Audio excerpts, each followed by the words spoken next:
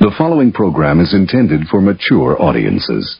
In this episode of The Truth Be Told, is young Dolph the rap game's Luke Cage? We also talk about, is the 90s making the comeback music-wise? Are they coming back with the classic shit? We also talk about new music from Big K.R.I.T. And last but not least, we review A Boogie with the Hoodie, Kevin Gates, and one of my personal favorites, Rittz. And now we're going to get into some artistic ignorance with Barry Ross and Infidel Castro. You're now listening to the Truth Be Told podcast from Trillmatic.com. Trillmatic.com.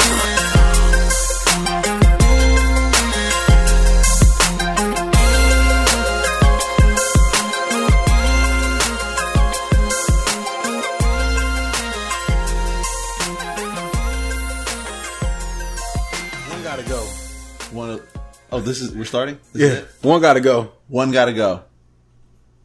Flashing Lights, Kanye West. T.I., Live Your Life, featuring Rihanna. Young Jeezy, Put On, featuring Kanye West.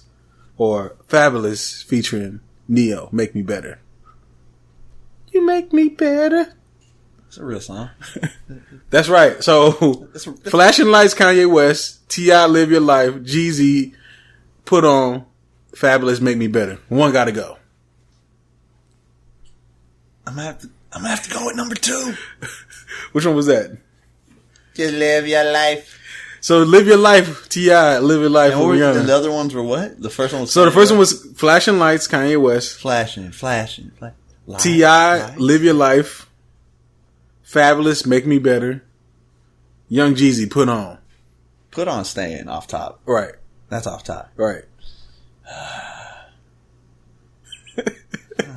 This shit's hard, huh? Those other 3. Right. Why do they have to go? May I ask? One's gotta go, man. One's gotta go for the culture. Are you saying we're retiring it? And one's it's gotta never go. Going to be played again? Or never even that's when I say mentioned in retired. life? I'm just saying if you had to pick out of these 4 tracks and one has to leave and you gotta keep 3, which one is going? Like I said, Put On is staying. I'm keeping You Make Me Better. You may be better staying. So this is between Flashing Lights and Live Your Life.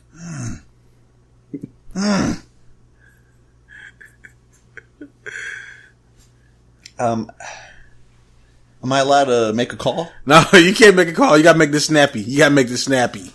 So it's out of Flashing Lights and Just Live Your Life. Right. T.I.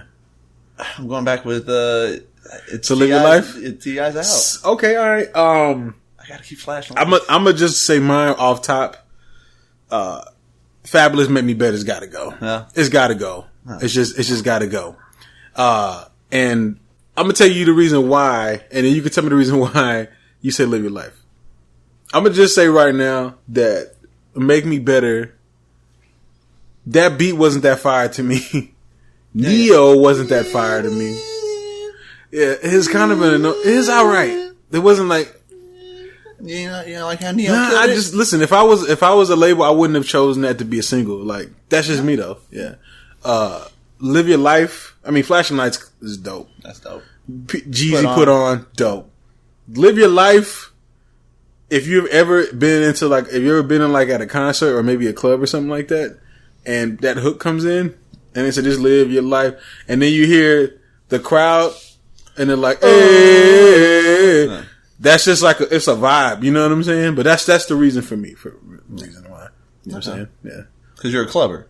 Nah, man, it's just Clubber, you know, we're gonna call you Clubber Lane. why do you choose Live Your Life though? Why did I pick Just Live Your Life? Yeah.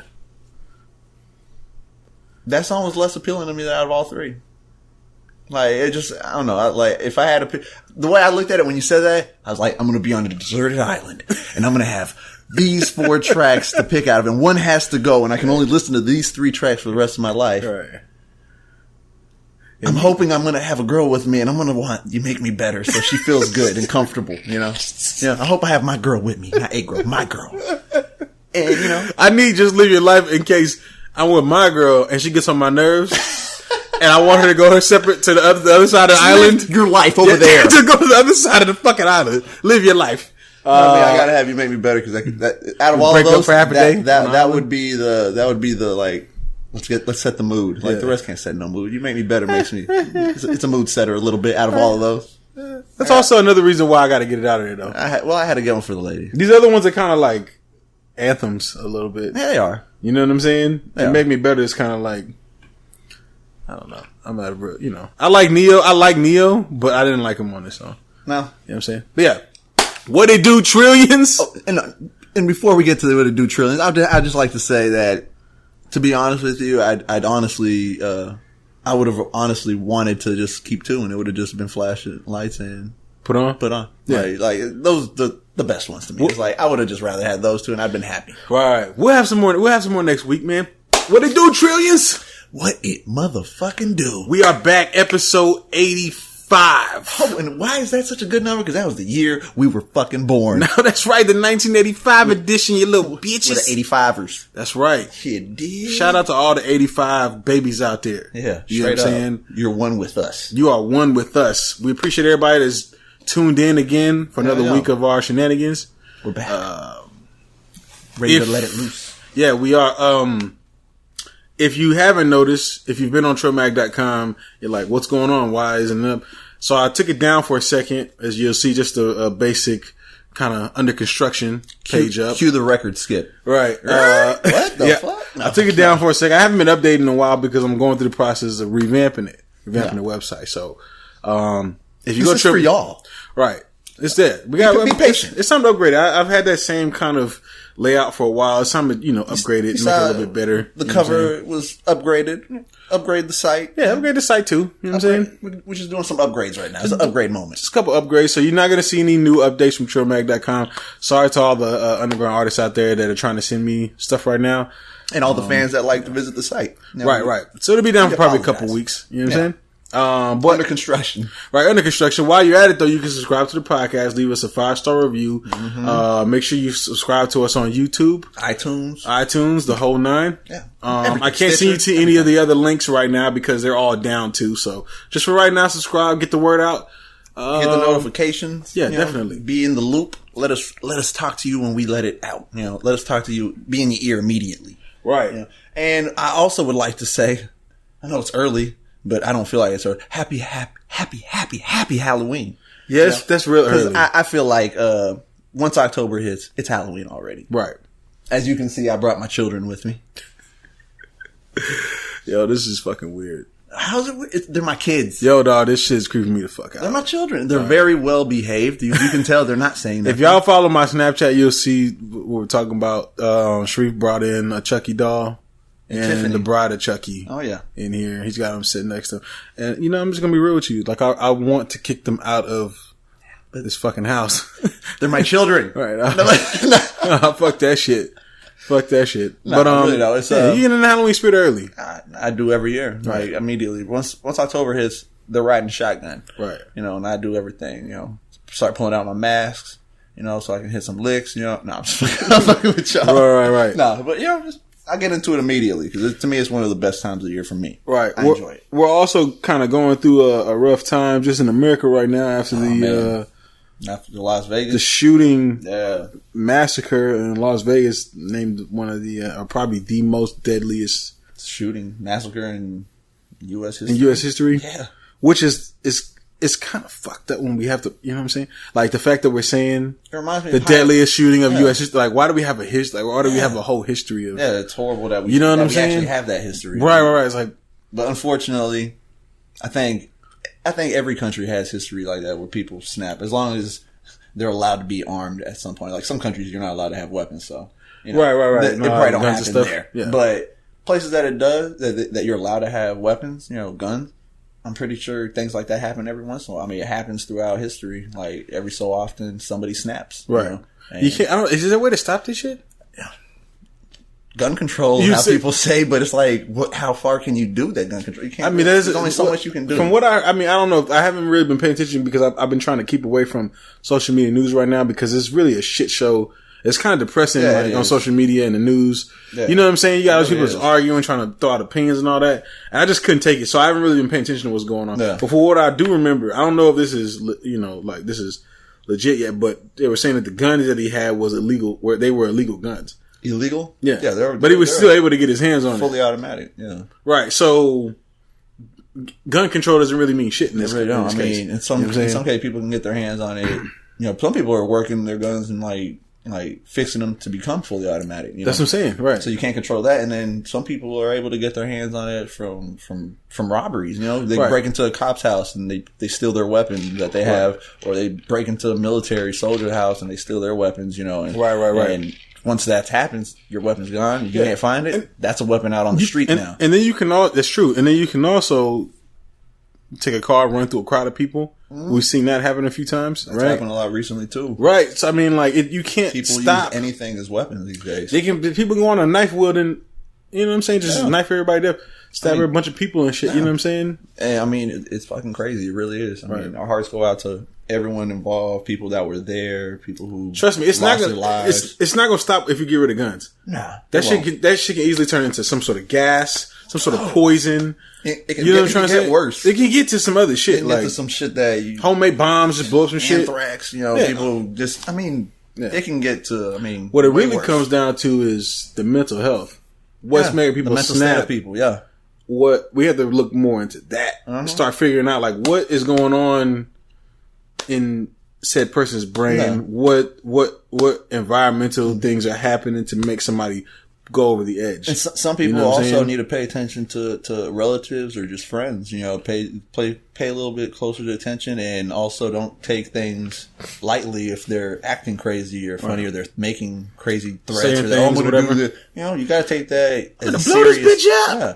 I mean, if it's a certain situation, it's a joke. We've all heard that shit. But when someone is sitting there probably talking to you and just like almost serious, talking like that, and you're just like, yeah, and you kind of like brush it off, you can't brush that shit off because, that shit like this happens. Who knows if someone knew that he was going to do this, but there's times where people know when someone's going to do a big crime and they just don't say nothing because they didn't take him serious. Right. And then they do something. They murder someone or, not necessarily a big slaying or, mass shooting, but, it could be as easy as just one person getting killed and someone knew that they were going to get killed, but they didn't take the guy or the woman serious that was going to do it. And it happens. And so some people just got to pay a little more attention, and then also like kind of read the signs of people's mental health or mental state where, if they're losing it, you got to, I mean, it's hard to say, maybe they do need to make like, I know like, especially in like Black community, Hispanic community, a lot of minority communities. Yeah. It's people that got, they got mental issues and shit. Oh, yeah. And we just kind of sweep that shit under the rug most of the time. You know what I'm saying? Or like, we hit you with I'm just going to sprinkle this. This anointment oil on you and it's all going to go away. And it doesn't, I'm just going to pray over you and put my hands on you and it's all going to go away. No, it's not. You got to take that shit serious and figure out what's going on. You got to talk to them and then let them air out because sometimes they just need to talk to somebody. Pent up shit. Yeah, they just need to talk to somebody, or maybe they're going through a bad breakup, or they found out their girl or their dude was cheating on them and they just snapping, Right. And they kind of, at that point, their mindset is, I don't give a fuck. Right. So they just do whatever the fuck they want. They don't care about the consequences. They don't care about who they hurt. They don't care who they hurt, and they don't care if they die. Right. At that point. And that's a scary thing when people feel like that because shit like this happens. Right. We just got to, shoot up prayers to everybody that was that was a part that affected by that. You know what I'm saying? Because it's a lot of people, man. Yeah. How you stop some shit like that? I mean, at a country concert. Winding down. It was like they said. It was like the last track he was doing or some shit like that. And then, I mean, I was awake the whole time when it unfolded, and I was watching it unfold, and it just the shooting was ridiculous. It was just like, holy. Because, you don't know where it's coming from. Yeah, you don't know where it's coming from. And then just hearing it, you're just like, holy shit, it sounds like they're in Iraq. You know what I'm saying? It sucks because it's like these bullets are flying and you don't know, you're just out here in this crowd and any point a bullet can hit you. It's loud. Yeah. You don't know where it's coming from. You're hearing people yelling, screaming for their lives. Fucking running and, I mean, they said people got trampled. I wouldn't be surprised if somebody might have got when people scared for their lives, man. When people scared for their lives, man, you know people do when they scared for their lives. Yeah, man. People feel like they use you as a shield. It's you or me, or you know what I'm saying? Like that's how people feel. It's like I got to get out of here, and I got to beat you, to get out of here. Pretty much, that's how people feel. It's just the way. It's a survival thing. Yeah, you know exactly. Your whole caveman instinct kicks in. I got to get away from this dinosaur. Just like the fucking gazelles running from the lion. Hey, you got a weak leg. You're mine. Yeah. Hey, This is what it is, though. It just took me back a little bit to that movie Higher Learning, where the dude gets a high position. Right, he's shooting in the crowd. Yeah. And it just reminded me of that. And I was like, holy shit. Yeah. I was like, what the fuck? Right. But, man, like I said, RIP to those that lost their lives out there. And anyone who's fighting for their life, keep fighting and hopefully pull through. This week in Boom Trap. Boom! Your boy. Your savage bizoy. I love how you freestyle these things. Like I freestyle. Really, you say your boy, and then you think of what you're gonna say. I do. I freestyle everyone. Yeah, you do. I love it. Like, right. Sometimes they hit or miss. You know what I'm saying? I'm not gonna lie. It just lets me know that you can still freestyle. Right here every once in a while. Yeah. Your boy, who's got the legal age to drink. 21. Savage. Side note, before we get into this topic, I was at this Prince store and I got this new I'm not gonna say their name because they gotta pay me. You know what I'm saying? But I did get a new Bluetooth speaker, right? And when I was in there, the girl that was in there, she was like, "Oh, okay, which one you want?" You know what I'm saying? I was like, "I think I'm thinking about getting this one right here." And she says, "Well, she's like, you want me to demo some music on there?" And I was like, I don't know. I kind of listen to I can see some hardcore. Listen to some hardcore stuff. She's like, yeah, whatever you want to play. She's like, I was like, you gonna turn it up? She's like, yeah. They don't give a fuck, honestly. So I was like, I've been there. And I was like, what kind of? She's like, any song. And I was like, any song? I was like, with the cuss word? She was like, yeah. I was like, you went and picked the worst. 21 Savage, Bad Business. Okay? Bad Business. So she plays it. Fucking, I'm talking about she cuts that shit up too. You know, Bad Business come on. You know he's wild. If you listen to that song, he's wilding on that song. And there's customers in the fucking place. There's customers in the store. Children. There's children. There's old people. She didn't care. It was funny because there was. They're trying to get a sale. Yeah, there's older people in there, and they were looking. I was like, what the fuck? You know what I'm saying? But there was this one black dude on the other side of the store. He's like jamming. He's like, yeah, that's at 21. But your boy 21 Savage, shout out to that girl too, because I told her I was gonna come back and give her money. She didn't believe me, but I did come back. I was like, I'm giving you, because you could have got fired, boo. Yeah. I would have picked Tupac, hit him up. Right.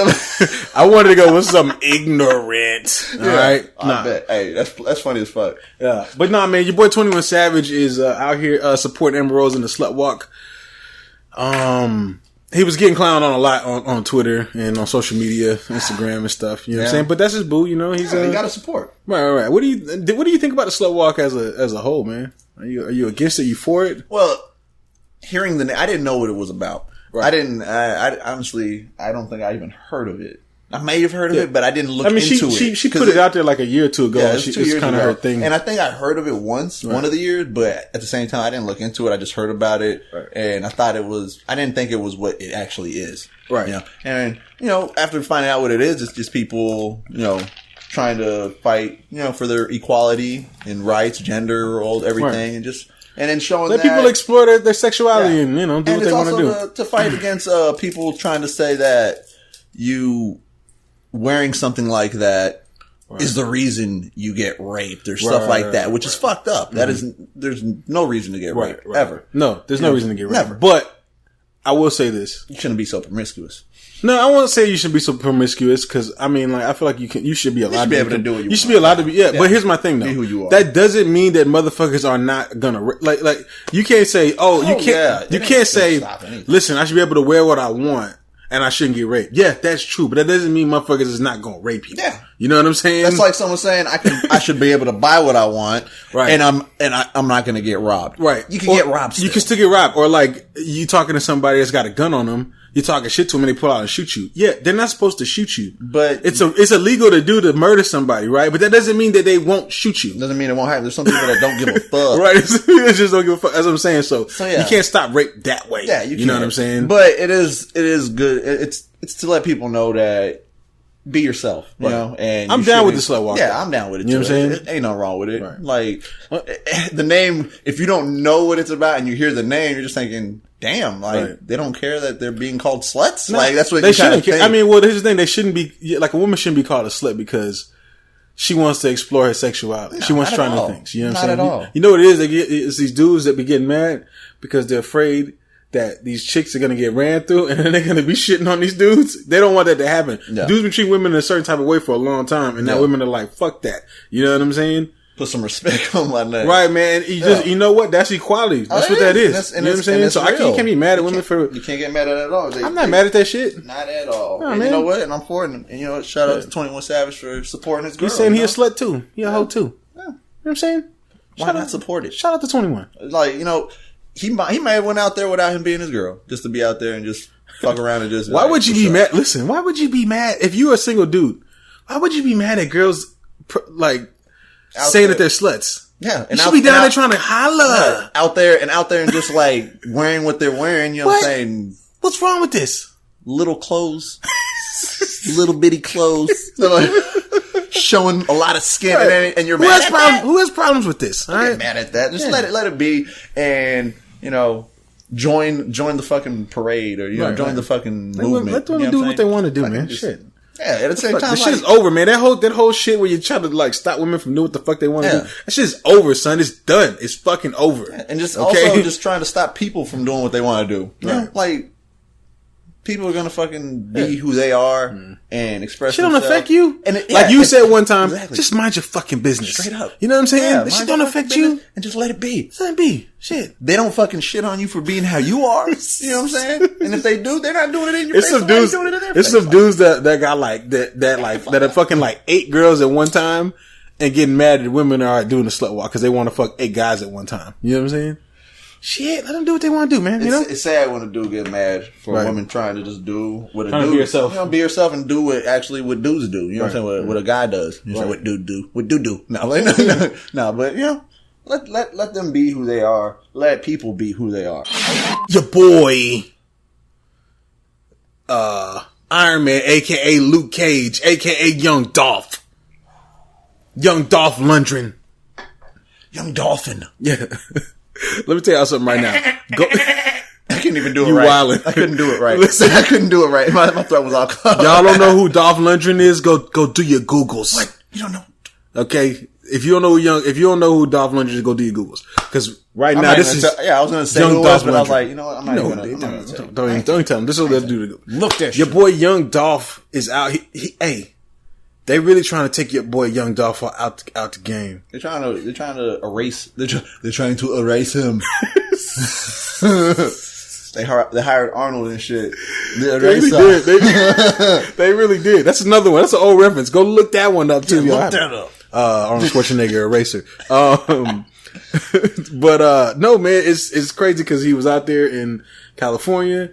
Ran across young Yo Gotti. They both them and their entourages were in the same hotel. Same hotel, which is like damn, which is ridiculous. It's like, I mean, really? I guess it's gonna happen though, because when you're talking about like you're a celebrity, they only move around in certain places most of the time. They move around in like Miami, fucking New York, and LA. There's a lot of prestigious hotels that you could check into. So to end up at the exact same one is a little like. Did someone do their homework? Did someone know that someone's gonna be there and they thought, let's get here too, so maybe we can run across them? You know. Some people look for the problems. That's true. Look for the I can see that. Yeah, you're right. So, I can see that. Being like them being there. So you think it was just a chance encounter? I honestly don't think it was a chance encounter. I think it feels to me that it was premeditated. But on whose side though? You think like Young Dolph was just chilling and Yo Gotti's like, nah, we're gonna end this. It's a good question. You never know who's the one that was there first, and the other one's like, I'm gonna go there to fuck with them and see what they bout or fuck them, and then shit gets real. Shit got real. And for those of y'all that don't know, Young Dolph got shot a few times. It was critical at one point. They said right. He recently had the whole situation where his car got shot up over 100 times. Yeah. But he had bulletproof car on there, and he still went out there and performed that night. Mm-hmm. He's still out here doing his thing.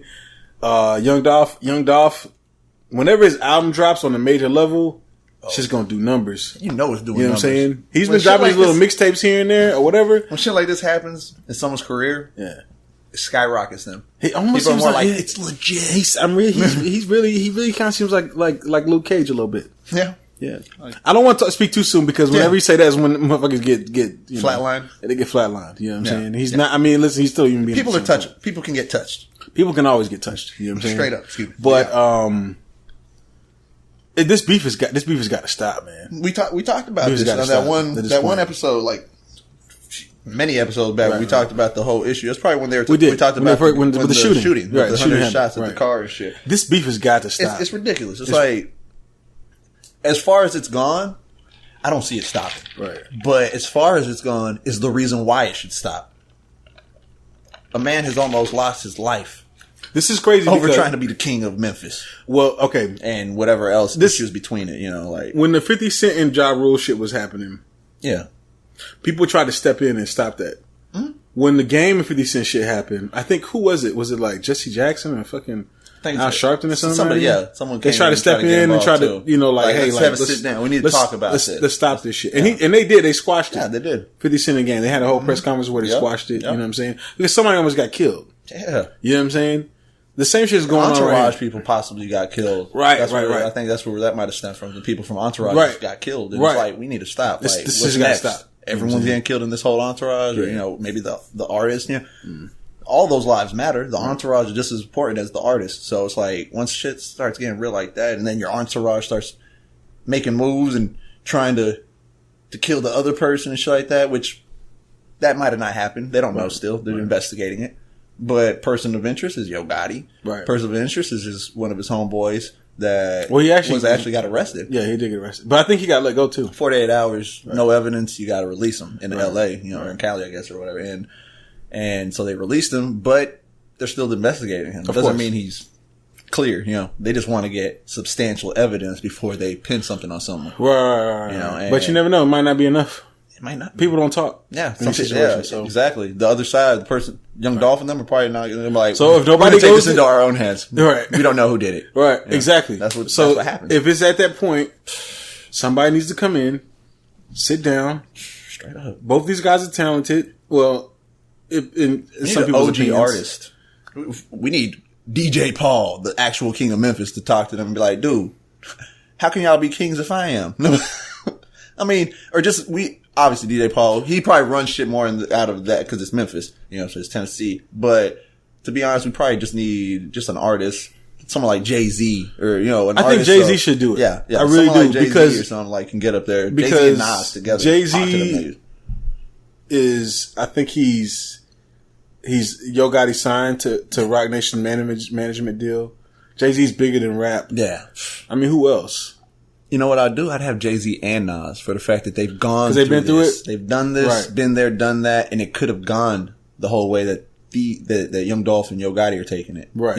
It could have went that way. They kept I don't want to listen. I know there's some serious shit going down with the beef and everything, but I'm gonna be real with you. I don't want anybody to die over this shit. I don't want none of them to die. I don't want entourage members to die. I don't want no one to die. Listen, I like Young Dolph. Okay. I like them both.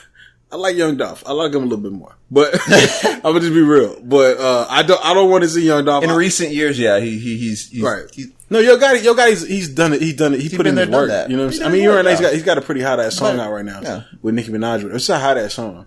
I already know in the clubs. I know that shit popping. Mm-hmm. That song. You know what I'm saying? But we got to end this. It needs to stop. Right. It's ridiculous. It's been out of hand. Right. I was gonna say it's getting out. No, it's been out of hand. Definitely. And that shit needs to stop because we don't need another Biggie and Tupac. Right. The game doesn't need that.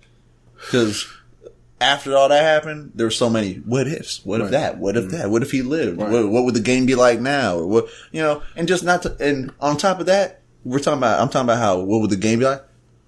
This guy could have lived to grow to be an old man, These two people, Biggie and Tupac, they could have grown to be old men, seen the game, old had wash kids, rappers, grandchildren. We never got to see Biggie and Pac get old and wash, y'all. Yeah. You know what I'm saying? And that's just us as fans. Mm. Speaking on them as people, they didn't get to live their life. Right.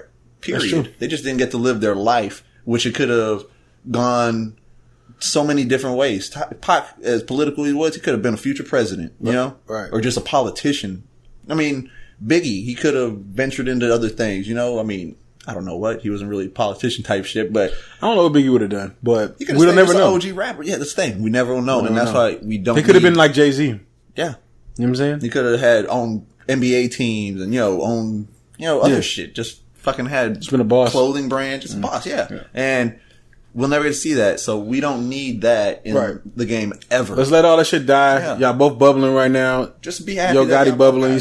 You with Jay-Z. right now. He's going to make moves for you. Young Dolph, you popping off. You know what I'm saying? He's probably one of the highest things coming out of Memphis right now. It's good for Memphis to have both of this going on. So there's no reason that both of y'all need to be happy with both of y'all's careers. Right. Like, and be happy for the other. Your boys. The three amigos. It's my boy right there. Jose Quavo. Yeah. Your boy Quavo is... He's going into a different level now. Yeah. He's over here writing scripts for movies. Yeah. So we may see a Migos movie. Probably like a whole hood. Red and Meth. You know what I'm saying? Red and Meth type movie or No Limit movie. Or like a Paid in Full type movie. Yeah. Oh, yeah, one of them old movies, you know? Right. I'm down with this. Dr. Dre, Snoop movie. All them old artists, you know what I'm saying?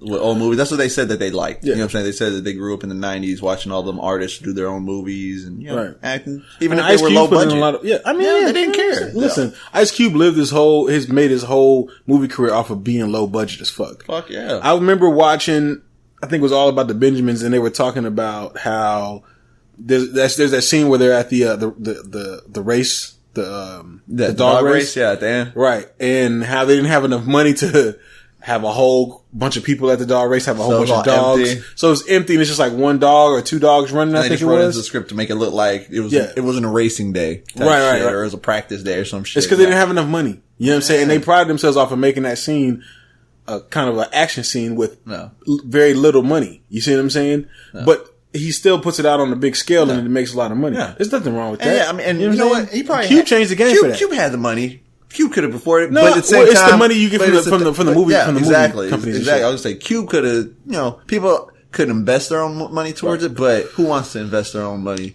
into a movie that this is also during the time too when to do it and when like black cinema was out there, but it wasn't like how it is now. You know what I'm saying? Where the people are putting like fucking boatloads of money into that shit right now. Yeah. So there's a lot more black people with money right now, so they can get people to invest into a good movie. Like, fuck yeah. You know what I'm saying? And they're out there. Right. People know them. Yeah. So shout out to the Migos. They're trying to step it up. You know what I'm saying? They're trying to make the new juice.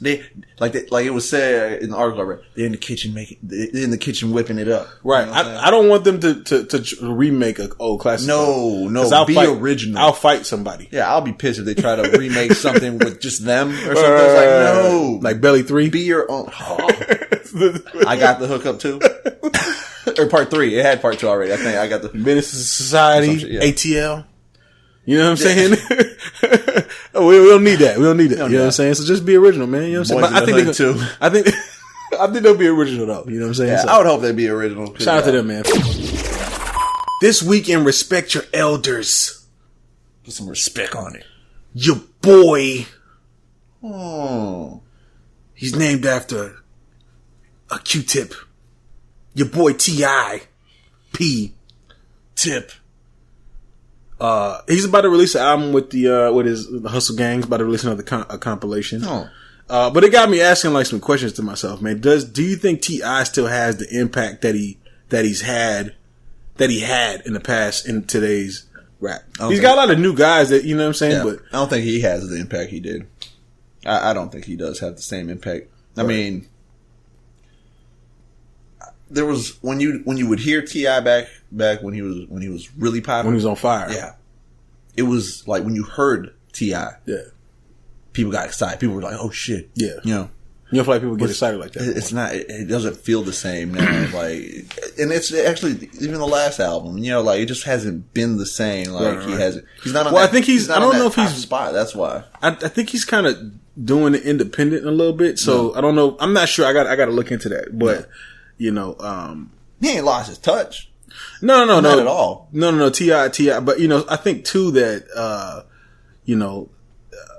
Sometimes you need like the big major push, and I don't know if he's rocking with the majors right now. I mean, he doesn't really need to. He don't. You know what I'm saying? He still has fan base. He still makes his money. He still does his shows, sells them out. I mean, a lot of people. I mean, who wants a label these days? I mean, but at the same time, though, I think that's one of the reasons why you don't see such a huge impact. You know, at one point, Leroy Cohen was behind T.I. You know, I don't know if they're still working together or whatever, but you know, he doesn't have that big label push. I think that was one of the reasons why he had such a huge impact. You know what I'm saying? Yeah, he did have at a big one point, push. man. I can see that. What do you think about the? Have you heard any of the new Hustle Gang? I have not. Any of the I've heard a couple. I've heard a couple artists. They got a couple of dope artists over there. But they do need like a bigger push. You know what I'm saying? Just to kind of, have a little bit more impact on the game. You know what I'm saying? So we'll see how that goes, man. We'll see how it goes. I mean, shit. Irv Gotti came out with his little squad not long ago. So T.I. Irv Gotti did? Didn't he? He came out with it was like an R&B more type shit, but he came out with an album with a bunch of his Murder Inc. Oh, okay. I didn't know about that. Yeah. You put me on game right now. Yeah, like Murder Inc. New artist type shit, but it was a lot more like it felt more singing R&B-ish type shit. Right. Not R&B, but it was more singing. I don't know. I can't even remember exactly how it was. So I can't remember if it was R&B or if it was just new age where people kind of sing rap type shit. Although y'all do need to respect T.I. because T.I. did put in a lot of work, man. He's a legend. He's still a legend in my eyes. No, he is. You know what I'm saying? You got B.O.B. running wild right now with the whole flat earth thing. You know what I'm saying? And I'm pretty sure B.O.B. still got some dope music back there. You know what I'm saying? Definitely. But, I do want Grand Hustle. I do want Grand Hustle to shine. You know what I'm saying? I would like for him to shine because I know T.I. has an ear for the music, right? Has an ear for the game, and he don't put out weak shit, right? So, it's time for another T.I. album, like a full-fledged album, like a classic type album, like something that when you hear it, it's the heat, right? Like front to back, right. Something that we have to argue about. Do we give it a 10 or is it a 9.5? We need to hear some. I'm down here with some T.I. on some Metro Boom. I think he would kill some of this shit. Yeah. Some of these trap beats and shit. Oh, he would kill this shit, dog. You know what I'm saying? I just wouldn't like with a T.I. album. I would like some features, but I wouldn't want it to be super saturated. No. I don't want it to be super saturated either. Showcase his skills. Right. Just get back to the bars. Yeah, get back to the bars. Get back to the bars, Tip. You can do it, man. We waiting. DJ Paul, we were just talking about Paul, and we just reviewed his album a couple episodes back, and then we talked about him just now with the Memphis situation. He recently came out and was saying that it's starting to sound like they're pulling from the 90s. Yeah, I don't know about that. At times, I see what he's saying because he's talking on behalf of people fucking with old 3-6 music, right? Sampling and shit. So I can dig that. We got people like Suicide Boys. We got artists that are now sampling some old 3-6, like fucking Tear the Club Up and Sucks on Dick. You know what I'm saying? Like they sampling songs. That's a track. Right. But they have people are sampling these tracks like they're new to them. And like he was saying, he feels like people were sleeping on for longest, but now it's kind of coming out. People are kind of reviewing their history. Right. They are. Some people are doing it and they're hearing some of the old shit and thinking, damn, I've been sleeping. I need to sample this. I think some of the newer artists that are influenced by some of these older artists, y'all do need to, we do need to see more of the mashups because it does keep, one, it keeps the sound alive. Yeah. Two, it keeps these legends alive. You know what I'm saying?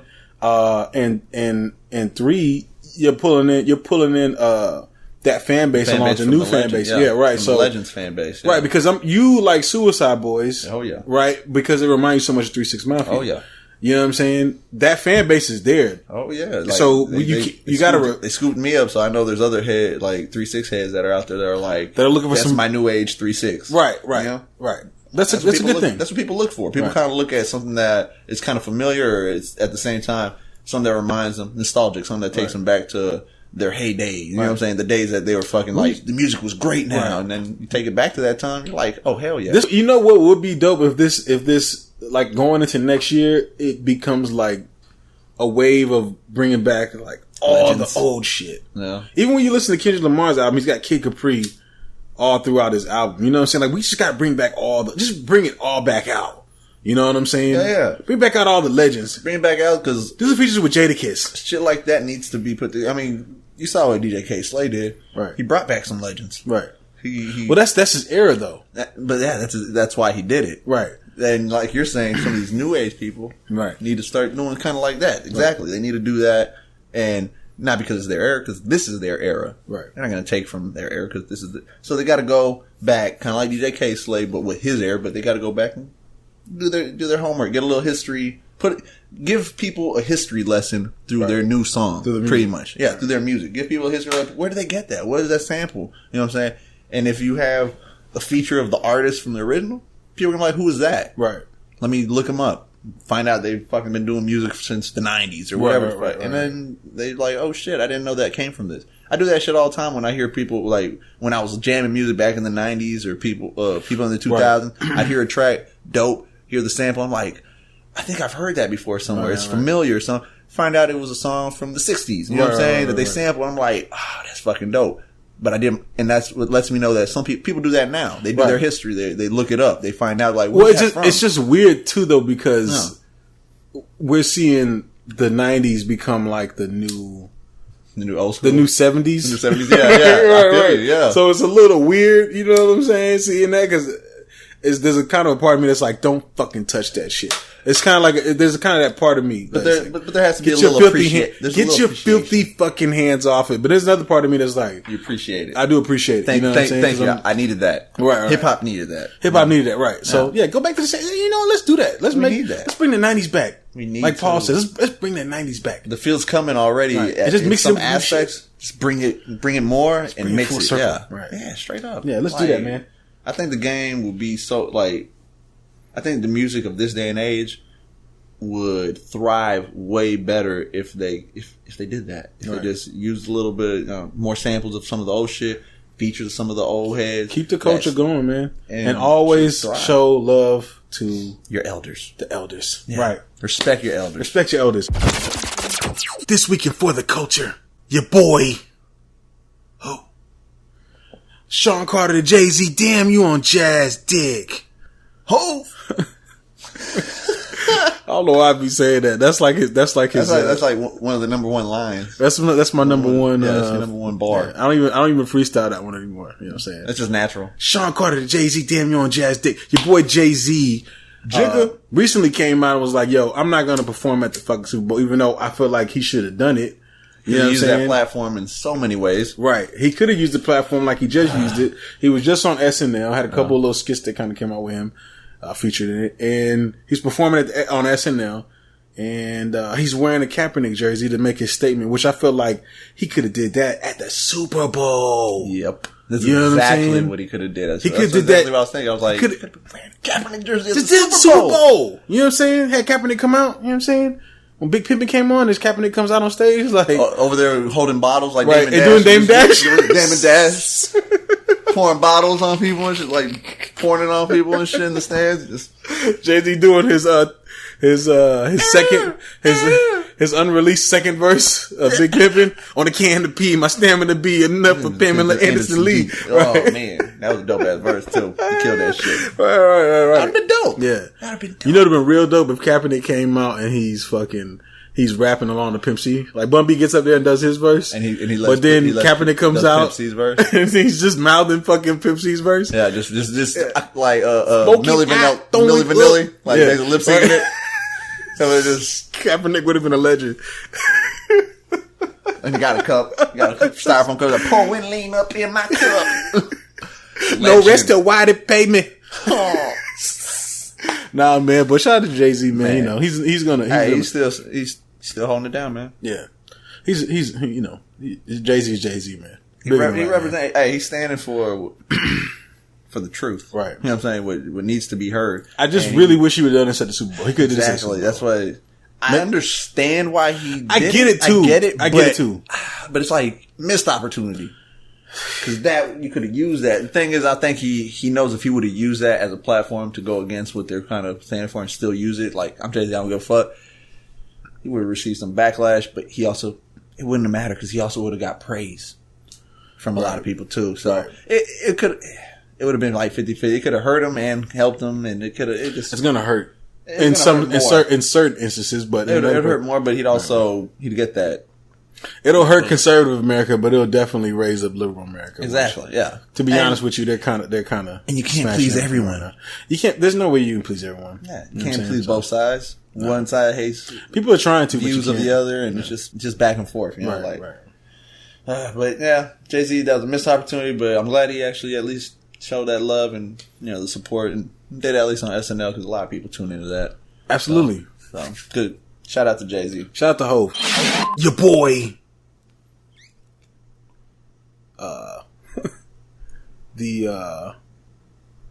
the one who brought weed back to the rap game, the one who created his own line of weed, his own strain, the guy who made 2 football anthems. I was about to say that for 2 teams, unknowingly, the second one at least. The guy who has the most viewed video on YouTube. Yeah.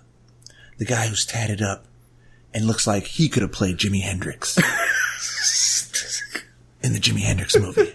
No disrespect, Andre. You did a great job. Your boy Wiz Khalifa. He was recently at an MLB baseball game. Did the throwing out the pitch, and he did a little toke sign with the weed. A little toke sign. Put it up to and he had a legalize it shirt on. He had to legalize his shirt, and they weren't happy. Some people weren't happy. Families. Anti-marijuanas. Definitely anti. Well, I mean, okay. Listen, would you be cool with that if you brought your kids to to a baseball game? Would you be cool? I know you smoke weed, but would you be cool with your kids seeing that and going, "I want to be like him"? You can't hide that. Yeah, it's gonna happen anyways. You can't. The kid doesn't know if he's like your kid. Let's say he's 9 years old and he knows about weed pretty much. He doesn't know. Oh, if he doesn't know, then you gotta say, as a parent, he smokes cigarettes. Your kid is gonna be like, okay, right. There you go. Okay, so he's 11 years old. 11 years old, and he knows about weed. He knows what weed is, yeah. Then he knows Wiz Khalifa. Then there's your answer. That's your answer. That's real shit. I mean, you can't. What if you're a 13-year-old kid, but you have been sheltered? You need to get out the basement. Oh shit! Welcome to the real world. Get out the attic. Come on, Powder. All right. You need to get out. I know. I get what people are saying. It's a time and place for everything. But yeah, there is. It is, and I can see how some parents would be upset because they're like, I didn't want to introduce my kid at this moment. Or, right. I had this all planned out. Yeah, and the thing is, those plans never go according to how you want because kids go to school and they actually learn a lot of shit through classmates. Through rap music? Straight up. Music they listen to, movies they watch, TV shows. This is true. They can watch a TV show. They can watch that is just a TV show, a CSI. There's a TV show on Netflix right now with Kathy Bates. It's like a weed show or whatever. They have, there's references to marijuana in a lot of shows now. You can't hide it from people now. Right. It's happening. I mean, it's sweeping the nation. Listen, there was even talks that Scooby-Doo and Shaggy were out there toking it up. You know what I'm saying? There's a kind of a conspiracy around that. You talking about just the Scooby-Doo cartoon? Yeah, just the basics. Yeah. Why do you think they're always hungry? During the 60s? Why do you think they always had the munchies? They're always laughing.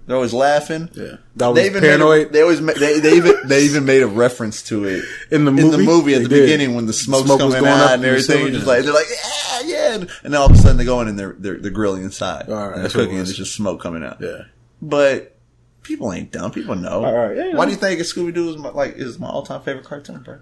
I didn't know that. This is news to me. That is my all-time favorite cartoon. So, Scooby-Doo. I mean, shout out to Wiz. He did his thing. He pushed it out there a little more, and legalizing it should become. It's gonna come. Anyone who's for it, he did it for the culture. Yeah, anyone who's for it, they're gonna use any platform they can to put it out there. To push it out there because people they're not putting it out there. People aren't putting it out there saying, hey, be a pothead. Hey, smoke. Right. No. People just want people to be informed about marijuana they can make their choice after knowing about it and knowing what it can do and what people think it can't do or whatever. And what, the positives and the negatives. Once you have your facts, make your decision how you feel about it, but you can't judge it based off of just someone telling you it's bad off top. Yeah, because there's a lot good for it. There's a lot that it's helping people that are very in need for it. And yeah, there's your potheads, that are just gonna be like, yeah, smoke. All right, but either way, like Wiz, yeah, he is. So he probably did it just to put it out there, just to do it. He's on that. He did it for the culture. He did it for the weed culture. Did it for the weed culture, and he's gonna get like I said earlier. You can't make everyone happy. There's gonna be people who are like, oh yeah. There's other people that are like, oh my god, cover your eyes. Pissed off and shit. It is what it is. It is what it is. It whiz with it whiz. Your boy. Yeah. Switch from 80s pop to reggae. comedic legend. Oh man. But also Rasputia. Your boy Eddie Murphy. And also Rasputia. How you doing? Your boy Eddie Murphy, his movie Coming to America is officially been greenlit. There were talks around it. Everybody's like, yo, is it coming? When it's officially on its way. Yes. Director is the director or the writer, I believe, that helped write the new movie that's out. It's called The Girls Trip, I think it was. Yeah. That's what it is. She's writing it with the people that were from the original movie. Yeah. So it's going to have a little bit of that new laced with the old in there. Listen, Coming to America was a classic movie. Fuck yeah. You know what I'm saying? It's a classic movie. That is people argue that is Eddie Murphy's best movie. Like anything after that was like, but people say that was the pinnacle Eddie Murphy. Like the best. Like everything else is almost like a knockoff of it. Like of him just kind of trying to bring that magic back of playing multiple characters and shit like that. Right. That was the one. Right. That was the one that set it off. Classic. Can this come back? Oh, I think it can. But I believe. You think it can be done right? If it's done right, and I think you have to have the cast back. You got to bring everybody back. You have to, right? Even Samuel L. Jackson. Everybody's got to come back. Sam. You got to bring Samuel L. Jackson. He's going to rob another McDowell's, right? You know, it'd be real crazy if like McDowell's became like this fucking corporation, this corporate like fucking giant juggernaut. That'd be pretty interesting. Soul Glow was like a juggernaut. You know what I'm saying? They made it. Right. It's like the top. It's the top level. You know what I'm saying? Either way, you need to have Sammy. You can't have Arsenio Hall. Oh, he's gonna do that shit. He has to be in there. And they're gonna have the barbershop guys, and you know what I'm saying. And you gotta have. I just don't know if you gotta have Mufasa in there, man. No. Well, okay, so it's okay. Okay, so let me ask you this: if they do this movie, right? Like, how much of the old do you pull in without it going? Oh, they're just redoing everything that they did before. Yeah. Like how do you make it new but old at the same time? That's fucking difficult. I know how you do it without like fucking it up. I know how you do it. You make it literally a continuation. You pick up. After they celebrated the marriage over there with He's got kids, possibly his own. You kind of gotta follow up. You can't just. I just don't know how to do this. Come back to America and look for another wife? No, maybe he's coming back to America. I mean, if it's called coming to America, he's gonna be coming back to America. So you have to think of how they. There's so much shit. There's so much shit that's happened in the fucking past 20, 30 years. You know what I'm saying? What do you? What do you do? That's where the genius of the writers come in. Oh, that's just gonna be tough, man. There's a lot of misses that have been happening from like they're trying to bring the shit back. Things back. I liked Anchorman. Anchorman was a classic movie to me. Anchorman 2, not so much. And they tried to revisit like some of the old things, they tried to do which was cool to an extent, but it was just like they added on to it a little more. But then it's like we already seen this before a little bit. Yeah.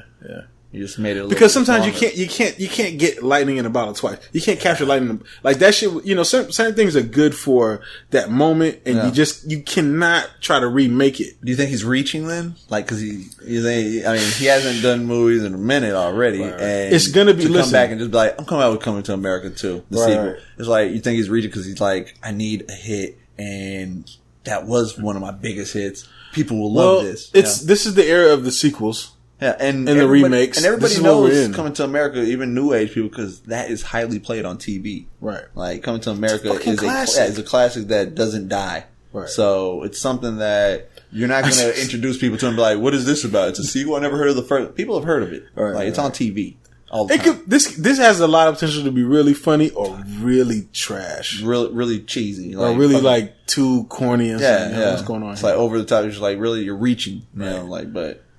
I don't know. I think there's got to be a lot of improv that happens. There's got to be a lot of improv. Oh yeah, that's when you're gonna get the funniest shit. The improv, yeah. Like, and they better not be deleted scenes or a blooper reel or some shit like that. There's gonna be blooper reels. Well, yeah, but when you're doing that much, improv, you gotta have some. You know. Well, if they do it like that, they should do it like I don't know if you ever seen Wanderlust. I haven't. Well, I own it, so you can watch it at some point. But they basically have two movies on there.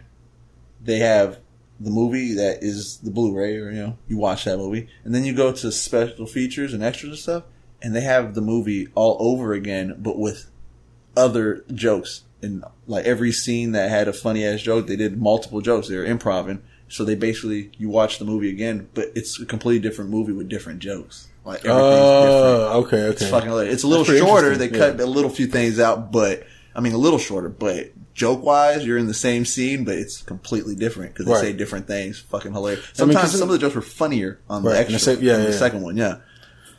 We'll see.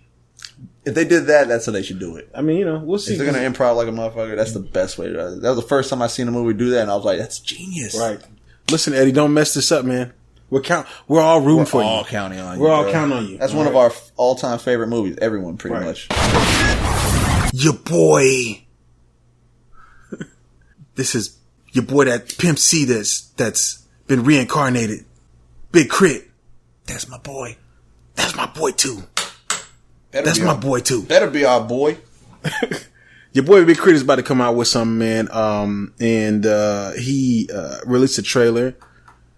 In the trailer it looks like he's on some new on a different level. Different thought process.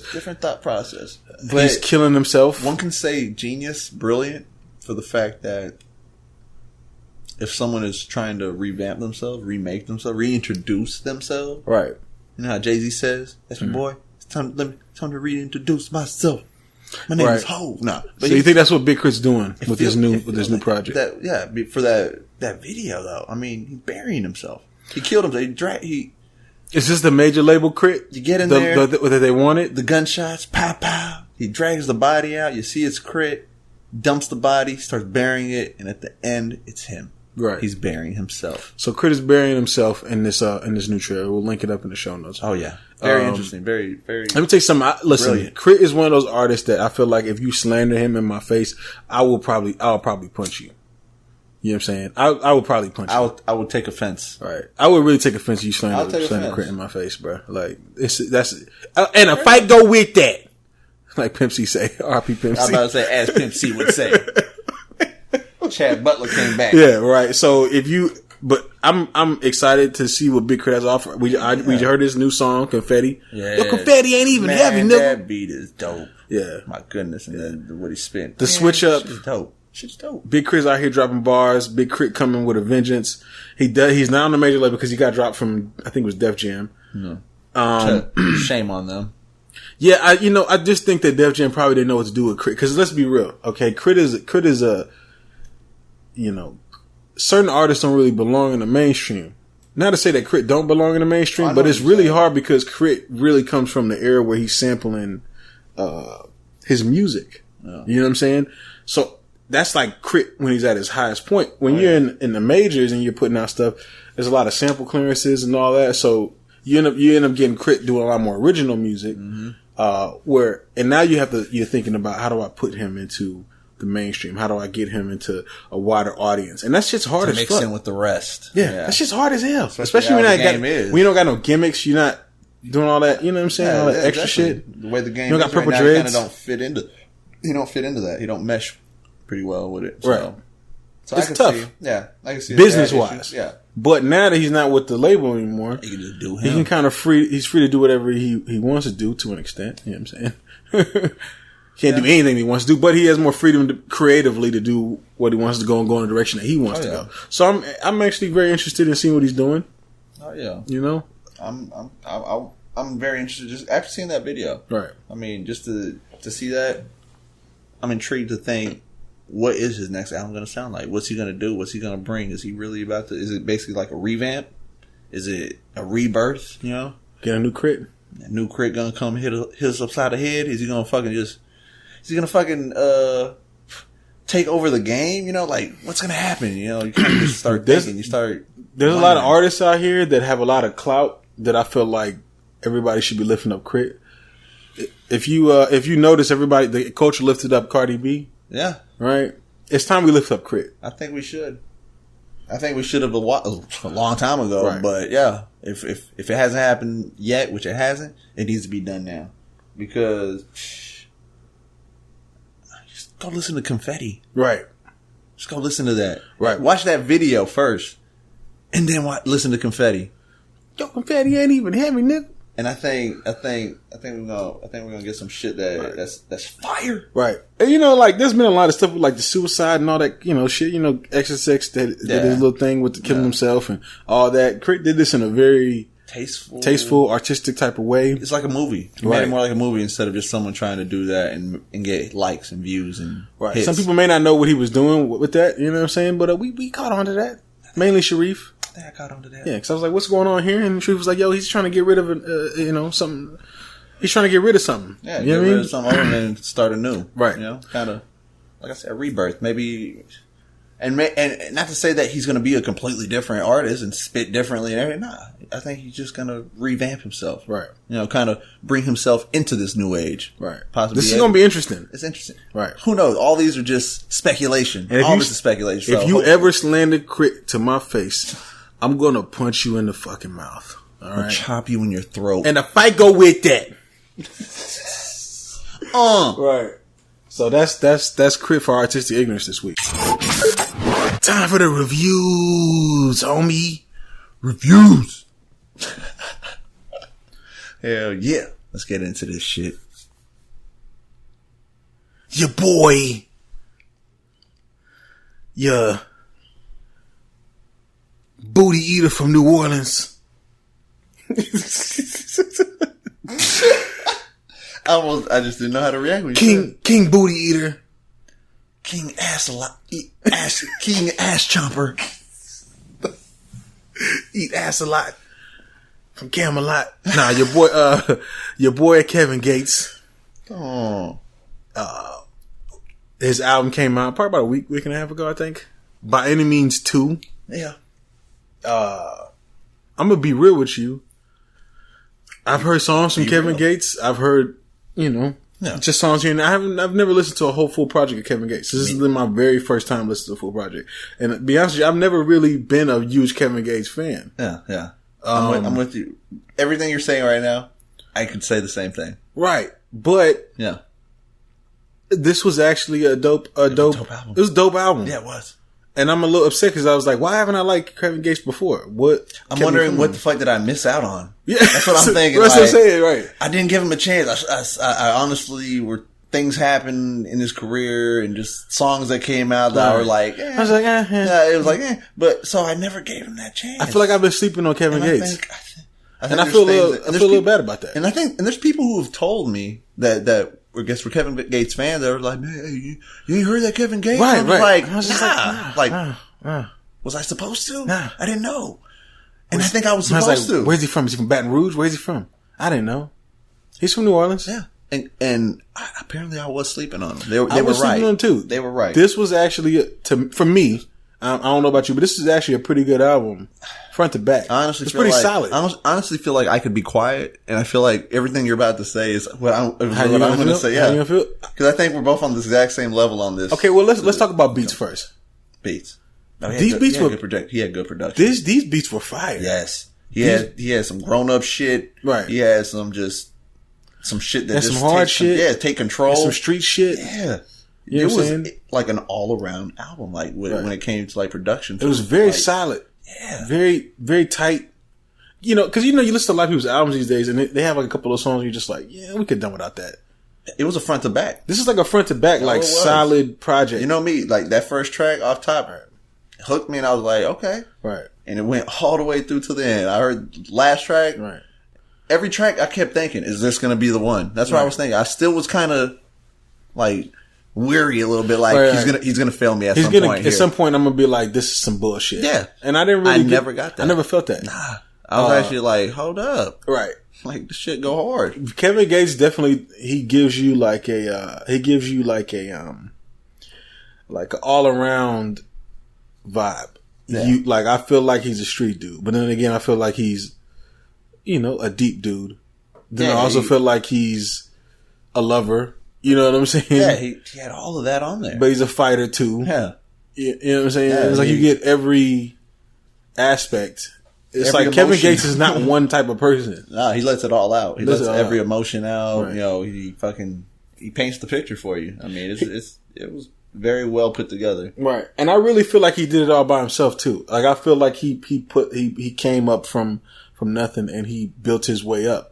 I feel that. He built his brand. He did. You know, there's a part in there where he talks about he was giving his CD to DJ Khaled, and Khaled was acting like he didn't know who he was. But look at Kevin Gates, he's here. You know what I'm saying? So we're reviewing him. Right. There's a part of me that's like, I think I feel like I gotta salute him. Yeah. You know what I'm saying? Yeah. Straight up. Right. I mean, he's an example of made it from the bottom now. Started from the bottom. I said made it from the, started from, you know how we feel about Drake. Right. No, that's so horrible. We lost more fans. Fuck it. Right. Here's a real light-skinned guy that started from the bottom. Okay. And now he's here. Now he's here. He's right here. Right. Nah, hey, he impressed me with this whole, because like you said, I ain't never heard a whole album. I'm a fan of Kevin Gates now. I really am too. Like, I'm a real fan of Kevin Gates. He turned me into a fan. I want to review some of that old shit. Right, because this is By Any Means 2. Yeah. I haven't even heard By Any Means 1. And nothing in between. Right. And nothing before. You know, like, I just heard tracks here and there, whatever was on the radio, maybe something that went a little viral. Right. You know, that's it. Right. I never heard a whole album. Right. And this is a good album. What did I miss out, I guess? Was there any tracks that kind of stood out to you, you know, off the top of your head that, there were some. There was, you know, there's some real ass shit on there. There was definitely real ass shit. There's not a ton of features on there, which is a good thing. I'm like always happy with people putting together projects on their own. He doesn't need features because he's very versatile. Yeah, he can carry a tune. He can hit you with a nice hook, with a nice melody. Mm-hmm. And he flows really well on all these beats, like, and he's gonna give you. He gave me everything. I was like, okay, all right, cool. Yeah, he didn't miss out on nothing. When you think you're only gonna get this album, like, okay, he's just gonna be spinning like this. Nah, he's gonna switch it up and he's gonna do something different. Right. But he's gonna do it very well. Right. And make it sound good and just, like I said, front to back, it flowed. Front to back, definitely. But to tell you, like, a track that really, you can't really say anything instead because they flow together really because he's going like from the front to the back. Everything flows, perfect order. Yeah, for real. I'm very surprised by this album, man. You know what I'm saying? Yeah, I'm looking at the tracks right now to kind of refresh myself of the names, and yeah, I like to Get Off My Dick track. Yeah, Get Off My Dick was good. I like the What If. Hey, Had To. Right. Had to, yeah. Had to was a dope track. I like the What If because it kind of gave me a Pac vibe when he was asking like, what if God was one of us? Hey, it was like a sample of that old ass, like, I wouldn't say pop song, but there was a song that came out. No, like, there's what if God was one of them? And he took that and he made it like his own chorus, and he switched words. You know what I'm saying? Like Thug Like One of Us, or and fucking dope. Like, shout it was just Gates. Sitting there. You can tell like Kevin Gates is also. You can tell he's not inspired by just rap. You know what I'm saying? There's a part of me that feels like he's a fan of rock music. Yeah. You know what I'm saying? You can hear that feel in there. You could tell that you could tell he watched MTV and heard all like a blend of everything. You know what I'm saying? And that's where I got that. But he's a hood dude from New Orleans. Yeah, and exactly. And just because you're from the hood doesn't mean you're not exposed to other shit. So he was exposed to it. Maybe he exposed himself, or maybe he was exposed from someone else. Right. More likely, like I said, MTV. Grew up watching shit. Got to see all types of music through watching that. Right. I mean, you fucking. The interesting thing is that artists. I mean, people that are fans of Kevin Gates, they probably like, yeah, we already knew that shit. Yeah, you know what I'm saying. And I'm sorry, guys, but this is my first time listening to Kevin Gates. And sorry, I slept on him. And I can't even remember who would tell me that. I think there's been a couple people, or maybe a few people, who told me that I should check him out, or you haven't heard the album, like check out his album. And I just didn't. And I'm sorry to y'all too. Even with this one, people were telling me like, "Yo, you should review this one," and I was like, All right. We might do it. You know what I'm saying? You know why I mentioned when you asked which the third one, and then I was like, I said the first one because it's right up my alley. Right. You know what I'm saying? And then I was like, maybe we should do Kevin Gates. And when I said that, the reason I said that is because his feature on one of the CDs from the last review. I forgot what. Oh yeah, he was featured on somebody's. He was featured on somebody. I can't remember either what it was either. Yeah, but he was featured on that, and he went hard. Right. He killed that shit. So that's the reason that alone made me think I should check out Kevin Gates, because also from the buzz from hearing people, and I was like, it gives me a chance to actually review a whole album. Right. Like when we do reviews, I'm like, let me give someone a chance I never did. You know? And we did. And we did. Yeah. and surprised the fuck out of both of So us. what do you give this album on a scale of 1 to 10? On a 1 to 10. Right. I got my number. You have your number? Right. I've been. You're not gonna make me change it. I've been fighting with 2 numbers. Obviously. There's definitely 2 numbers, and I'm fighting with 2. Yeah. Yeah. You want me to go? Let me give you my number first. No, because I almost gonna feel like you're gonna make me. Is influence? Yeah. Right. I'm just gonna say it, bro. Right. Because I'm apologetic at the same time, thinking that there might be more that I missed out on, and to be as good as this was, I'm gonna give him. It's funny because you always say a solid this. Yeah. I'm gonna give him a not so solid 9. But it's still a 9. You know what's real crazy? Sometimes I hate when you go first because I feel like people probably listening think that you influence my number. Why, but I'm gonna be real with you. I gave him a 9 too. I gave him a 9 too. Yeah, I was between 8.5 and 9 personally. Right. I was in between 9 and 9.5. Really? Right. Yeah. Nice. Because the only reason I didn't give him like a 10 or like a 9.5 was because I don't know why I didn't give him a 10. It's that one line he said. I'm fine. I don't know. Like I said, it was a solid project. It was very impressive to me, but I haven't heard that much from Kevin Gates. So to be honest with you, one of the reasons I didn't give him a perfect 10 is because I haven't heard more from him. So I don't know if this is a downgrade or an upgrade. That's very good. That's you see what I'm trying to say? I don't know where he's at with this. So, this could be and I've heard this from some people that this isn't his best work. Wow. Right. So, that kind of pushes me like, okay, well, that means he's been a 9.5 or a 10 possibly before. Possibly. That's how you, if someone said this ain't his best work and we're giving him a 9, then maybe some of his best work is a 9.5 or a 10. Somebody else might see this and say, oh, this is a 6, bro. Someone might be. Compared to what his other shit is. So, I don't know. That's why I didn't give him. That's why it's our opinion though. I give him a 9 too, man. I give him a 9, man. I mean, that shit was solid. Your boy. Ooh. As I hit the weed. Your boy from the holding it down for the Bronx. I know who you talking about. He's the bigger artist. He's the bigger artist? He's drowning. He is drowning. He has one of the weirdest rap names ever. He's a boogie with the hoodie. A boogie with the hoodie. What does that mean? A boogie with the hoodie.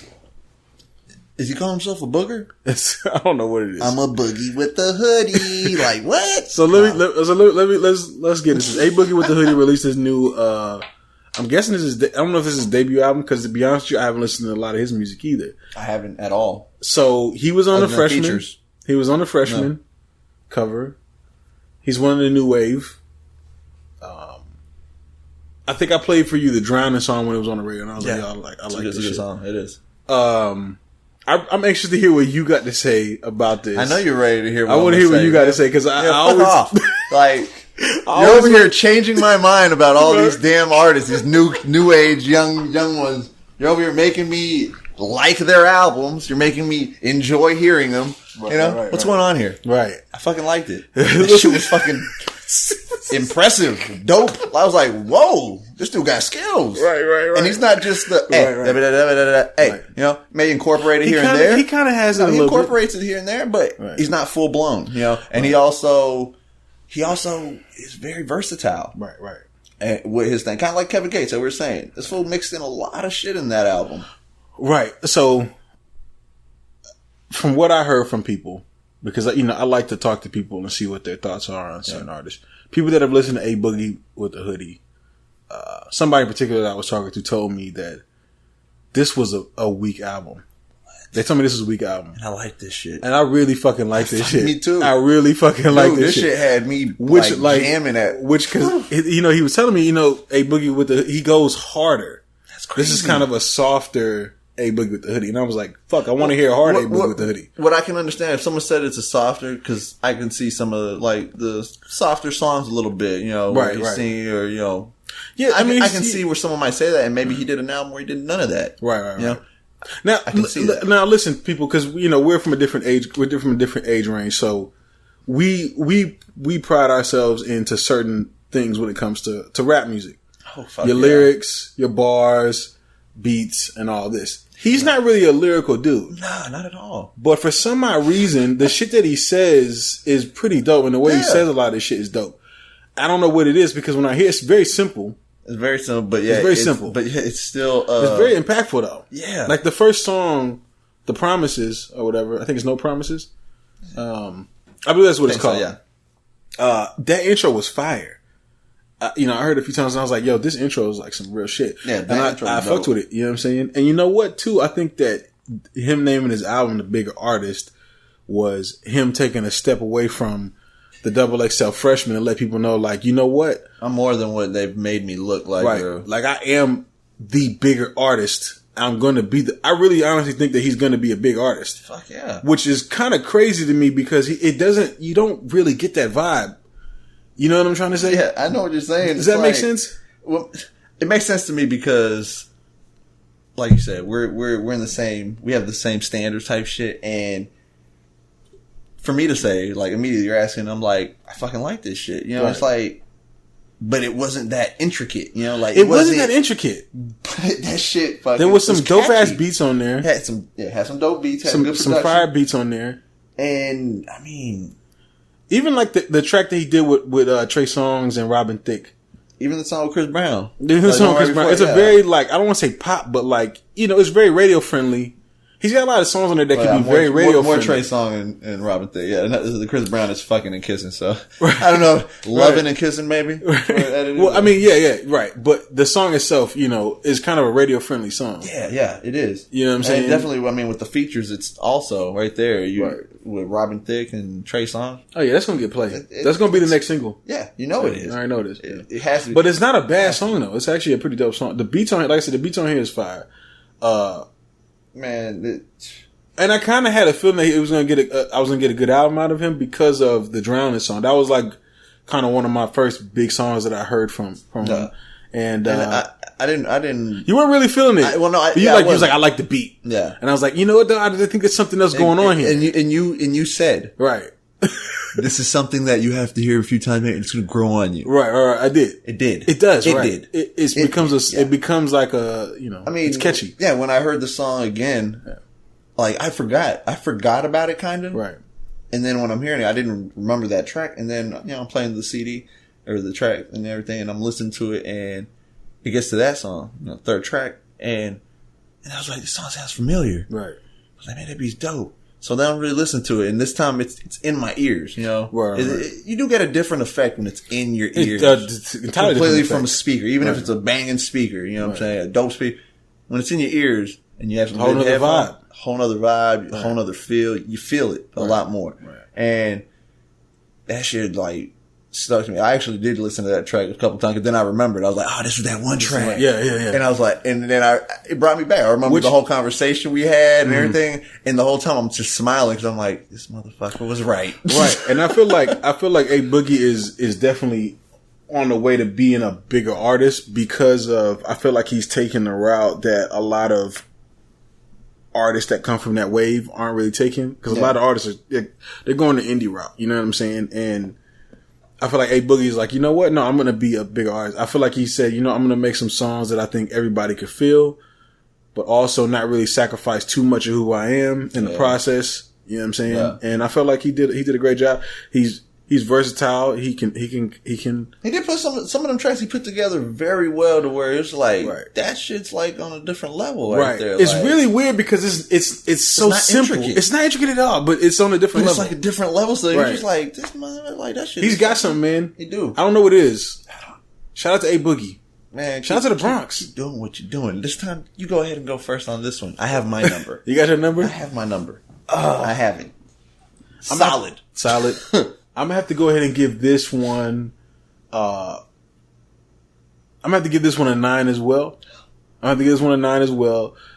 reason I gave it a 9 and I didn't give it a 10 is because there is a little fluff in there. Yeah, you know what I'm saying. Oh yeah, it's a little bit of a mainstream fluff going on in there. There's a few things that he could work out, buffer out. He could buffer that fluff out of there. Oh yeah, definitely. There's nothing wrong with making mainstream shit. right? Because Kendrick makes mainstream shit, but it's still dope. And look how we look at that. Right. Exactly. Right. And there's nothing wrong with that. So, I mean, like, Kendrick got the song Rihanna.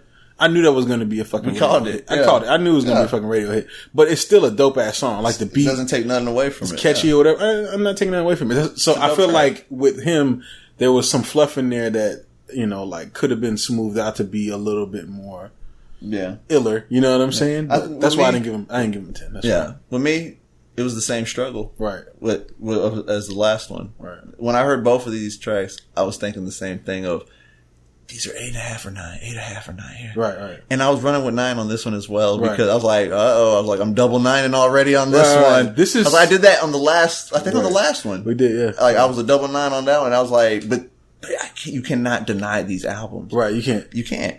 Like, there's something about the A Boogie with the Hoodie. There's fucking Kevin Gates went in. Right, you know what I'm right. But this one is like, there's something about it. Like, it's like different, but it's not.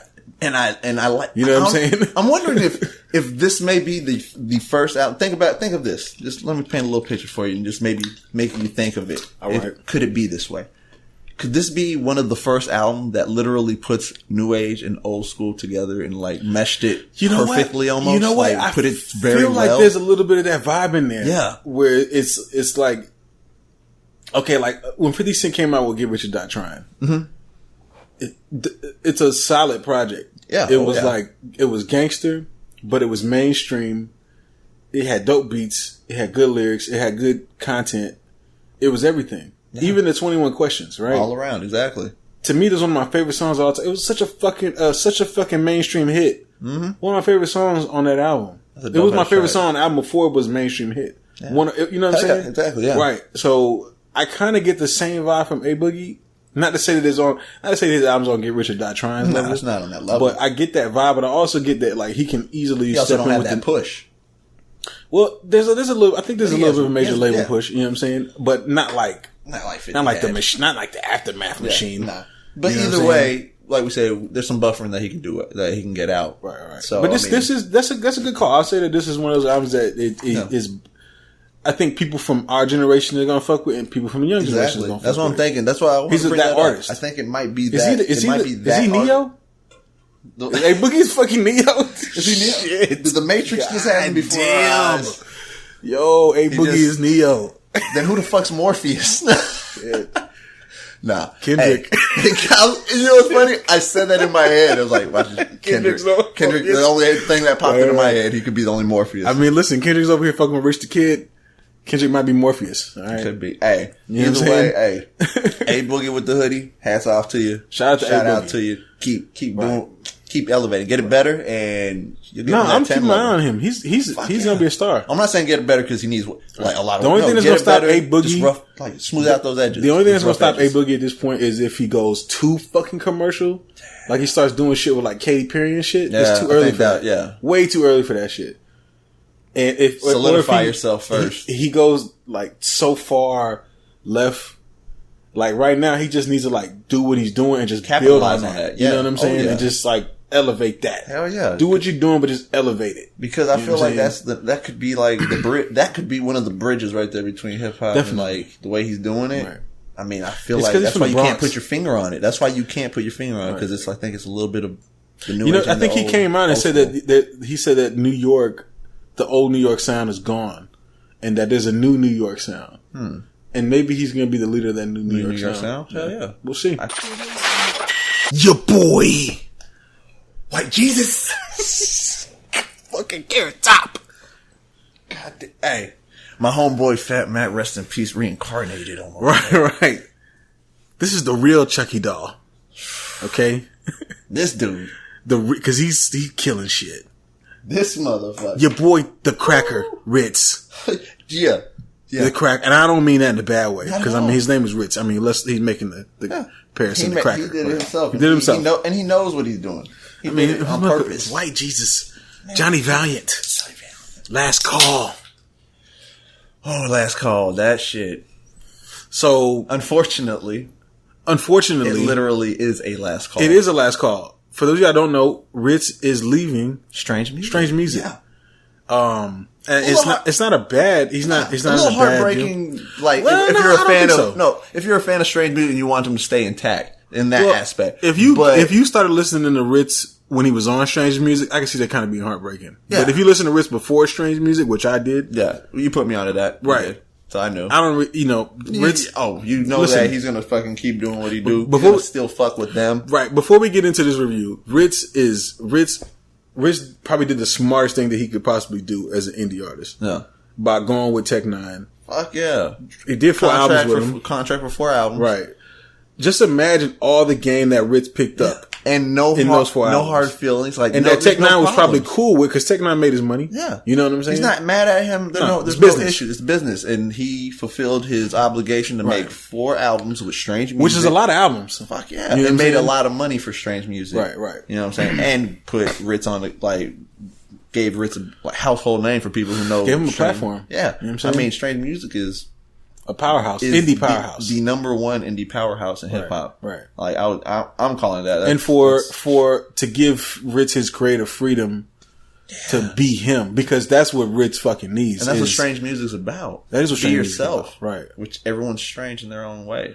But Rittz he's not really that strange. You know what I'm saying?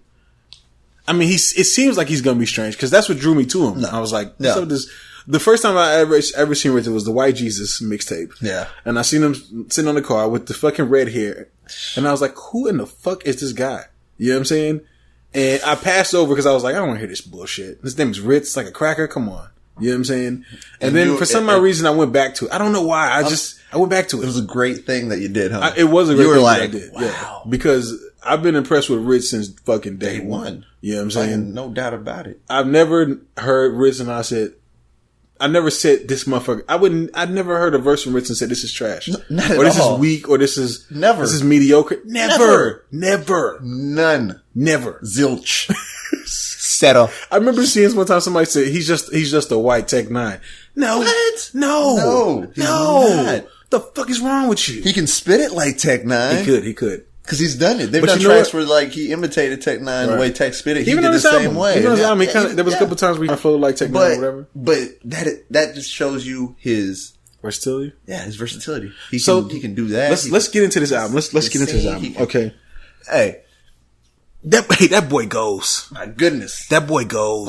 Like the day you introduced him to me, it was because you wanted me to kind of refine that fast rap spark in my shit, because that's how I spit. Right. You know what I'm saying? At times I spit. I do that fast rap. Right. Not on his level. Right. No. No. Listen. I fuck with that, but listen. Hot take UU. Hot take UU in the building right now. Hot take.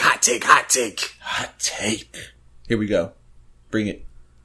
I'm gonna have to go ahead and say that Rittz is where Twista should be right now. Yeah. I have to go ahead and say that. Hot take alert. You're not lying? Hot take alert. Okay, so remember we were reviewing Twista should have never faded away. So remember we were doing reviewing the Twista album, the last one, the Crook County. Yeah. We were like, Twista was like trying to get there, but he just wasn't. Yeah, it just wasn't. He doesn't really push it. I feel like Rittz was like, I'm pushing it. Oh, he didn't push. I stepped on the gas. He fucking ran through the barriers. Like, he just fucking, if there was a brick wall, he had a fucking brick wall car that fucking went right through that fucking brick wall. Like, we sound like we're on his nuts right now. Hey, but listen, I don't give a fuck. I don't give a fuck either. I don't give a fuck. This motherfucker goes so damn hard. He goes so hard, yeah. You know what's real crazy? I'm gonna tell you something. I know we haven't really started reviewing this album yet, but I'm gonna just tell you my levels with Rittz.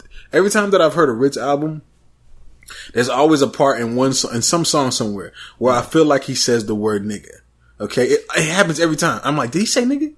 You know what I'm saying? And then I have to ask myself, am I cool with him saying nigga? I'm gonna say, and you know what my answer is? Yes. Yes, I am. I was like, even though he doesn't. I was gonna say, but would you care if he did? No. He doesn't. He doesn't say it. He doesn't. But my answer is, just ran so fucking fast at times you're like, did he just say that? Bring it back. You're like, okay, no, he didn't say that. Fuck, I thought he said that. All right, so I'm gonna get into this. Let's get into this album. Oh my god. Front to back, off top, front to back, and on a level that blew my fucking mind. Right. like, even, like, about the whole him leaving Strange Music, right. No foul feelings. No, it's all business. It's all business. But what he said about him leaving Strange Music and coming out with this Last Call album, he said he wanted to bring it. He wanted to not. He wanted to put his all into it. He wanted to put everything into it. And I feel like he did. Pretty much bring back the hunger that he had before he made it even to Strange Music. Right. And that's what I love. That's all you ask of an artist. Right. You know what I'm saying? Mm-hmm. To stay hungry. To stay as hungry as you were when you before you even got in the game. It sounds like he at all times. You know, I was listening to this and I was like, he held it. I was like, man, is he going to deliver again? You know what I'm saying? And he fucking delivers. And some, honestly, to me. One of my favorite tracks on here is the Dork Rap. Yes. The third verse. Yes. Where he's rapping. Where he imitates New Age. You know who I kind of think he's, I think he's throwing shots at Lil Dicky a little bit. Yeah. I feel like he's kind of throwing shots at Lil Dicky a little bit. Right. I think he did a little bit. Maybe he's not, you know what I'm saying? But maybe not, but it kind of felt, it kind of felt like it was. It did. It did feel like it. The way he was spitting it and just the whole concept, Dork Rap. Yeah, Dork Rap. You know, somebody was asking me about him. I was trying to tell somebody about him, and he was like, and you know, he had never heard of him, and I was like, bro, he's kind of like Twista meets Big K.R.I.T. Yeah, in a nutshell. Yeah, right. It's the southern twang, the southern rap tunes mixed with the fast rap, double time raps. Yeah.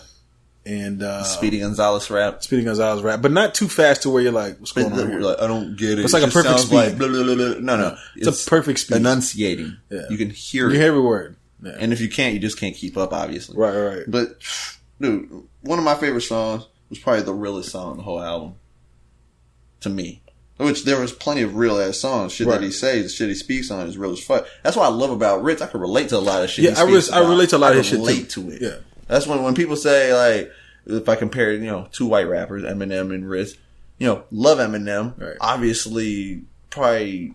But he kind of has an Eminem vibe. Like, I feel like he can get as lyrical as Eminem. Yes. And people get mad at me when I say that. I'm like, he can hold his own against Eminem. I think that, not in a battle.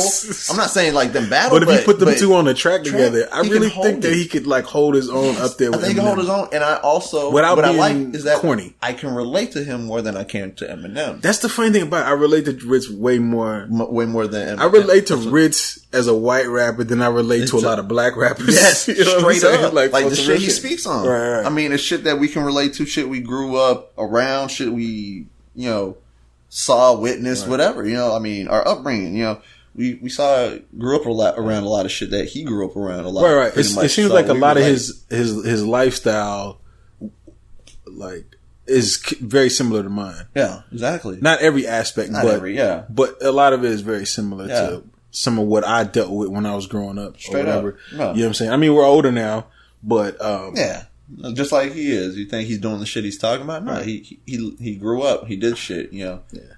I like the Press Rewind song. I like the Middle of Nowhere. I like Fuck Cancer. Down for Mine. I like Fuck Cancer. Off Top, right. Probably the realest fucking song on there. Right. It's just the way he played that shit, you know, with the lump. He was talking about it was just the wordplay. The wordplay is crazy. The storytelling.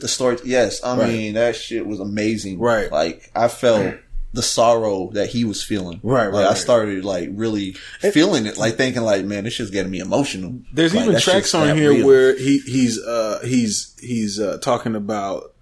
Like some of them have like an old school vibe to them too. Hell yeah! Like a kind of there was like a kind of there was one that was like an old West Coast kind of vibe going on there, and I was like, okay. Where's the G rapper? Versatility, man. He got that versatile. He's a versatile child, as Charlie Boy would say. You know what I'm saying? Child, straight up. Right. He's from the South, so you get to hear that. You know what I'm saying? I feel like he raps for like he raps like a poor white, like he came from a poor white background. Yeah. Like he grew up in the hood, and he was exposed to hood shit. Right. And you know what I'm saying? You can't deny him his hood credit. You know what I'm saying? You can't. Like he's like, nah, motherfucker, I grew up in this. Right. Like you could tell that he grew up around the struggle. Yeah. You know what I'm saying? His wordplay is nasty, cuz his wordplay is nasty. To me, at this point, hearing this album right now, second to none. I feel like I think right now that album right there put him to me. Like at the top at this moment to me too. So wow. I know we haven't really got into it because there's a lot of lyrics stuff. There's a lot to you know, I've listened to this. I listened to this album probably like 4 times. I only heard it once, and I was sold. I was sold, bro. Like, I was like, "This is it." No, because like, you keep on catching shit, man. Like, I'm going to go back. I know I have to. Like the A-list. He says all these A-list rappers. What did he say? Get a D+. Something he said. He was going in. The wordplay and the just the punchline, the metaphors, and the subtlety of some of the things that you just have to catch on the Some of the like sneaker, like internal rhymes and the words. Like he's just like, dog, I didn't even know he had this much vocabulary. This fool fucking. What do you get? Amazing. 10. Fucking 10. Fucking 10. 10. I don't even have to fucking before you finish your set, 10. I'm going to tell you how it is. 10 too. That's a fucking 10 right there. That is a motherfucking 10. I knew it, bro. And I was like, yo, this is going to be a fucking 10. Yeah. The first time I listened to it, I was like, it's fucking 10. That is the first. I think probably halfway through this shit, I was like, I'm giving this a 10, and if he proves me wrong by doing something I don't like, I'm gonna be disappointed. When I heard Down for Mine, I knew like halfway. Because there's points where Rittz is trying to he's trying to tell you something. Yeah. And then there's other times where he's just fucking rapping. He's trying to let you know he's a beast. Like he runs this shit. When he gets into that zone, where he's nobody's fucking touching him. I don't think no one can touch him. Right. I'm sorry, Eminem. Right. Shit. I just went there, bro. Like at that point, I think Eminem has to hold his own to Rittz. Right. Like when Rittz is in that zone. Cause there's times that when Rittz, the shit he's saying, it's not just about, I can rap fast. Right. Like Eminem sometimes just proving that he can do it. And then his wordplay is dope in there as well. Right. But sometimes when Eminem raps and he raps fast, sometimes he's just putting together nice combinations of words. Yes, yeah, and it's just it ends up making sense. Doing it fast, right? And it makes sense to an extent. Yeah. When Rittz does it though, it's full blown. Like makes sense. The Sorry, words aren't too. He's not going too wild. You know. Okay, he's not doing too much. So when you hear somebody rap when they rhyme and they try to make words rhyme together. Yeah, it's not right. Just, like they may say like something like Scantron. I'm on top. And it's like, okay, you know what I'm saying? Or like they try to make the words like top and Scantron rhyme. Or they try to make a word like, back and, like, I don't know. Contract. Right. No.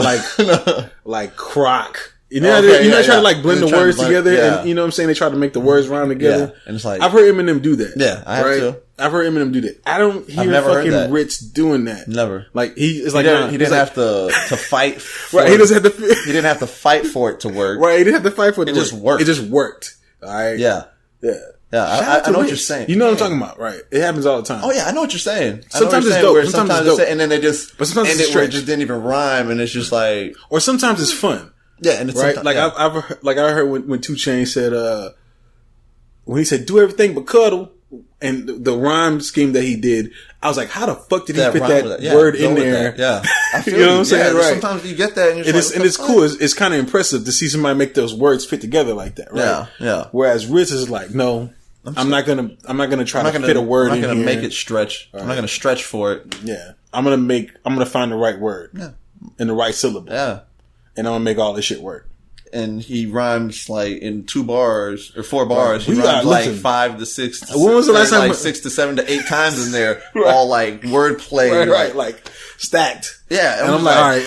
I'm like, shit. I didn't even know you can put all those words together. But yeah, do you feel like we're riding his nuts right? Because there's people right out.